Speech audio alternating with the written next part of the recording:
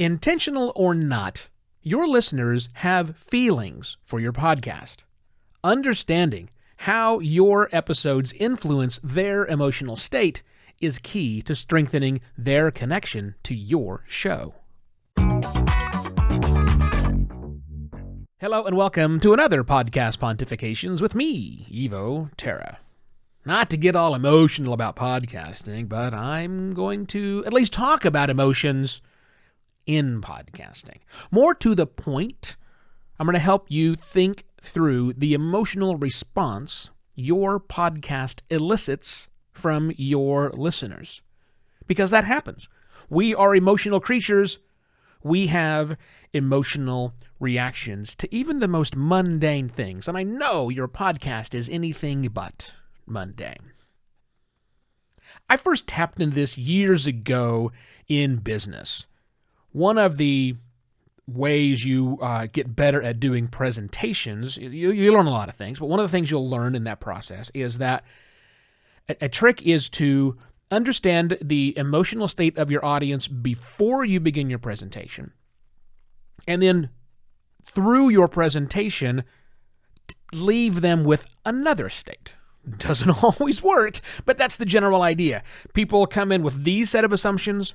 I'm going to give this presentation, and afterwards I will change their assumptions. Not only their assumptions, but also their emotional response. How will it change throughout the process? That's something you just learn generally in presentation school, and oddly enough, it works in podcasting because podcasting is kind of like a presentation, just minus the boring PowerPoint deck with way too many dissolves and other sorts of animation. But I'm getting off topic already. Podcasts elicit a common response. Podcasters intentionally, or sometimes not intentionally, put out episodes that cause people to feel a particular way. Most commonly, although certainly not only, but most commonly, those two feelings, those two emotions that are pulled out at the end of a podcast is either feeling informed or feeling entertained. That's pretty common. But I wonder if those are strong. And let me tell you what I mean by that. If every podcast, or if most podcasts leave you feeling informed, or they leave you feeling entertained, is that really enough for you to spread the word about a show? I mean, again, if most of them do that, how does a podcast stand out? Hence, the idea here is blending emotions, blending the emotional response you're attempting to elicit will help with that. Now, I'm linked in the episode details is a fascinating study that shows there are 27 distinct categories of emotion, which is insane, right?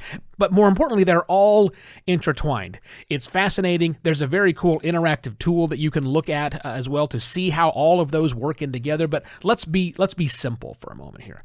Let's talk about how podcasters that you know of, or podcasts that you know of, are already blending emotions around either informed or entertained. Like take Hardcore History for a moment. Show by Dan Carlin, long-running, 4.5-hour, crazy long episodes that come out once every glacier period. I'm kidding about that. Dan's show is definitely, you're informed by it, it's history, but you're also entertained. So he's taking both of those primary emotions and blending them together, and probably a lot of other things as well, fascination, whatever. But at the high level, you're both informed and entertained when you listen to Hardcore History. Sleep With Me podcast, done by my buddy Drew Ackerman. Well, how is that supposed to make listeners feel? Well, sleepy. It's designed to put people to sleep. But also, it's designed to leave them feeling entertained, because not everybody can fall asleep. So that's a combination of entertained with sleepy, oddly enough. What about horror shows? Horror shows are pretty popular. We have lots of horror shows out there. Those are designed to leave you, well, feeling horror, creeped out, scared, whatever you want to, but also entertained. That's why we go to watch scary movies. My wife and I just watched both chapters of It last night, back to back. My show, Podcast Pontifications, informed, but more importantly for me, I want to leave you feeling contemplative.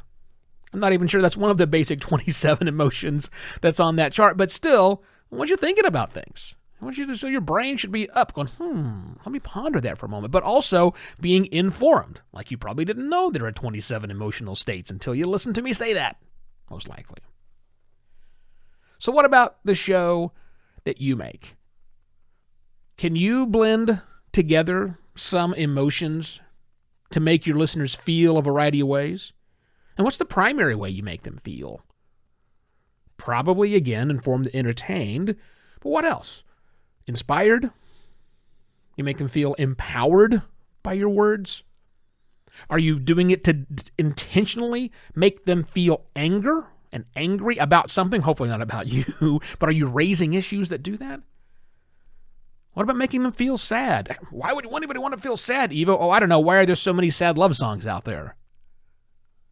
Sometimes that's an important response or an important emotion for us to elicit.